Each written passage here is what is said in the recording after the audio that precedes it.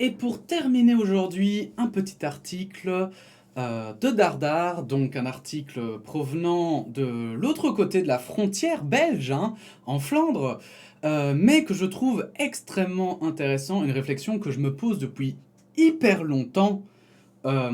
Pourquoi les amendes sont fixes? Alors, quand on passe devant un juge, les amendes ne sont pas fixes souvent, puisque c'est le juge qui considère lui-même, en fonction des éléments qu'il a, si il donne l'amende ou pas, dans quelles conditions, etc. Mais sinon, les policiers, quand ils mettent des amendes, elles sont fixes. Or, le problème des amendes fixes, et notamment je pense au problème des amendes fixes, mais concernant le code de la route par exemple, c'est que, par exemple, un homme riche qui se fait flasher au radar, il s'en fout de payer peut-être 100 balles d'amende. Alors que quelqu'un de beaucoup moins riche, qui a un SMIC, 100 balles, c'est énorme. Donc j'ai toujours trouvé ça relativement injuste, parce qu'en plus, les raisons peut-être aussi du fait que l'un ou l'autre va accélérer seront aussi complètement différentes. Je vais pas donner d'exemple au risque de tomber dans le stéréotype, et j'ai pas très envie pour cette vidéo aussi. Mais je trouve la réflexion très intéressante, et en ces temps de Covid où les amendes pleuvent, vous allez voir, la question revient sur le devant de la scène, pauvreté, et si on liait le montant des amendes Covid aux revenus des individus? Devons-nous plonger les gens dans la pauvreté pour lutter contre le coronavirus, interroge Fanny Cloquet. Alors, c'est un article qui est paru dans The Standard, qui est donc un journal flamand, hein, donc du nord de la Belgique, où on parle une autre langue.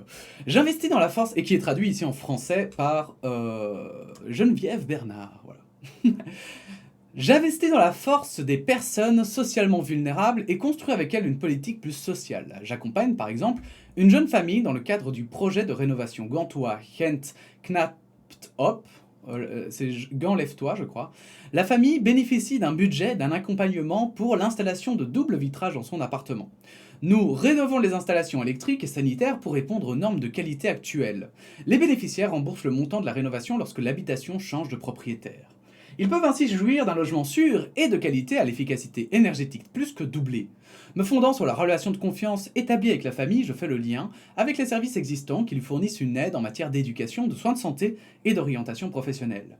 Avec le CPAS c'est l'organisme d'aide aux personnes pauvres en Belgique, nous cherchons des solutions pour la famille en ce qui concerne son alimentation, sa consommation d'essence et de les vêtements des deux enfants. Le couple a connu des débuts difficiles sur le plan financier. Peu après la naissance de leur premier enfant, le père est tombé gravement malade, ce qui l'a empêché de travailler pendant 4 ans. Dommage causé à la société. Un samedi, à l'issue de ma visite, le père de famille m'a expliqué qu'il savait ce jour-là célébrer l'anniversaire de son frère. 10 membres de la famille se trouvaient chez son frère à cette occasion, ce qui constitue bien sûr une infraction grave aux mesures de lutte contre le coronavirus. La police s'est rendue sur les lieux et chaque adulte a écopé d'une amende de 750 euros. 750 euros. 750 euros. En tant qu'organisateur, le frère s'est vu infliger une amende de 4000 euros. Le couple n'était pas suffisamment informé des règles en vigueur, il n'avait pas non plus connaissance de ses droits de la défense. Il faut incontestablement prendre des mesures contre les personnes qui enfreignent les règles visant à lutter contre la propagation du coronavirus. Cependant, les amendes infligées dans ce cadre sont disproportionnées. L'obligation de verser 4000 euros est lourde de conséquences pour l'intéressé, et 750 euros représentent des 2 tiers de revenus mensuels du couple que j'accompagne. Une première amende infligée sans avertissement ne devrait jamais avoir de telles conséquences. 200 euros auraient suffi pour servir de leçon à cette famille. Mais déjà, même 200 euros, c'est énorme. 200 euros, c'est gigantesque, je trouve. 4000 euros, n'en parlons même pas. 4000 euros 4000 euros. Je sais pas en fait qui veut le faire peur, parce que. Enfin. C'est tellement gigantesque, 4000 euros. C'est. Moi, je saurais pas les payer, les 4000 euros par exemple. C'est fini, quoi. C'est foutu. Je pense qu'il y en a beaucoup qui ne sauraient pas payer ces 4000 euros. Je suis loin d'être le seul dans mon entourage. Et là, en plus, même les 750 euros, en vrai, c'est hyper tendu, quoi. Et j'avoue que. Enfin. C'est craqué, c'est complètement craqué, et c'est vrai que ça n'a aucun sens de dire. C'est comme si tout le monde gagnait le même montant, en fait. Ce serait juste si tout le monde gagnait exactement le même montant. Minimum. S'il y avait un revenu universel, ce serait logique, en fait. Mais là, le truc, c'est que bah on l'a pas. Donc juste donner comme ça, demander 750 euros, enfin... Les amendes élevées causent des dommages à la société. Pour les payer, les contrevenants sont soumis à un plan de remboursement, ce qui leur laisse peu de marge pour assurer à leurs enfants une alimentation saine, par exemple. Il est cynique qu'une société, d'une part, consacre de l'argent, du temps et des ressources à l'amélioration de la position sociale et du logement des gens, pour d'autre part, les replonger sauvagement dans la pauvreté. Vers un système finlandais, les amendes doivent être proportionnelles à la situation financière des individus. Le principe fonctionne dans les deux sens. Pour une partie de la population, les amendes fixes sont proportionnellement si faibles qu'elles ne pèsent pas bien lourd dans la pratique. Pour d'autres personnes, par contre, les amendes fixes entraînent des difficultés démesurées. Et ça, effectivement, je l'ai remarqué, par exemple, en Belgique, on reçoit une amende de stationnement quand on se stationne trop longtemps, par exemple, à un endroit où on doit acheter un ticket. Voilà, on doit payer un ticket. Cette amende, elle est de 25 à 50 euros, ça dépend des communes. Et j'ai toujours trouvé ça relativement injuste parce que, en fait, les sociétés, par exemple, peuvent les mettre en frais de société. Donc, c'est pas une amende pour les sociétés, c'est considéré comme des frais de parking. Donc, il y a plein de gens qui se garent, qui payent la fameuse amende, mais ça vient pas de leur poche, c'est leur société qui peuvent la payer, et leur société s'en fout de payer 50 balles. Pour d'autres aussi, les gens riches, par exemple, 50 euros, ça représente rien du tout. Donc littéralement, en fait, dans la rue, il y a les gens riches qui peuvent rester aussi longtemps qu'ils veulent parce qu'en fait, ils s'en foutent de jeter comme ça de l'argent par les fenêtres. Alors que les personnes qui, par contre, parce que 50 euros, pour moi, c'était quand même la moitié d'une journée de salaire, quoi. Si je dis pas de conneries. Oui, c'est ça, la moitié d'une journée salaire en net, quoi. Donc ça fait mal, ça fait ultra mal. Et parfois, il n'y a pas de place, parfois, il n'y a pas le choix de prendre la voiture parce que il fallait que j'apporte du matériel ou des trucs comme ça. Donc c'est vrai que je trouve que c'est les montants fixes comme ça en amende, c'est hyper injuste. C'est hyper injuste et hyper illogique, quoi. C'est vraiment des mesures qu'on met parce que c'est facile. Pourtant, c'est vrai que c'est complètement... Ouais, c'est inéquitable en fait. C'est complètement inéquitable. Un anniversaire avec 10 proches n'est absolument pas acceptable, tout comme une lockdown party bien plus nombreuse dont les organisateurs payent parfois les amendes avec le sourire. Si les autorités choisissent de frapper au portefeuille des contrevenants, la mesure ne doit pas être appliquée de manière arbitraire. Comme observé dans les pages économiques du journal de Standard du 15 avril, bien que l'année dernière la majorité des Belges se sont enrichis de 45,5 milliards d'euros, la pandémie a rendu les personnes défavorisées encore plus vulnérables. Un système de sanctions exacerbant cette situation perd de sa légitimité. Seules des mesures équitables peuvent augmenter l'adhésion à la loi. Toute autre mesure l'affaiblit. Après, quand on parle de la majorité des Belges se sont enrichis de 45,5 milliards d'euros, j'aimerais bien savoir lesquels. Hein. Sincèrement, j'aimerais bien savoir lesquels. Parce que quand on parle de la majorité des Belges, moi par exemple, encore une fois, c'est ma vision de l'entourage. Peut-être que vous avez un autre entourage, et c'est pour ça que c'est important de bien remettre dans le contexte, hein, c'est mon entourage. Mais moi, en tout cas, de ce que je regarde autour de moi, j'ai l'impression que tout le monde est en méga galère. Le nombre de sociétés, d'indépendants qui ont l'impression qu'ils vont faire faillite du jour au lendemain. Le nombre de gens qui on se retrouve au chômage temporaire, du coup, au chômage économique, et qui ne gagnent que le 3/4 de leur salaire, ce qui change toute leur vie, hein, puisque parfois, ils prennent des appartements, des maisons, en fonction de leur salaire, et là, tout à coup, leur salaire est amputé d'une partie de ce qu'ils devaient recevoir. Donc j'avoue que, bon, je sais pas, quand on dit la majorité des Belges, je suis hyper sceptique. Je me dis, mais c'est pas possible que la majorité, c'est pas une majorité. C'est peut-être les chiffres qui disent ça, mais peut-être qu'on les interprète mal. Parce que je vois pas quelle majorité, en fait. Laquelle?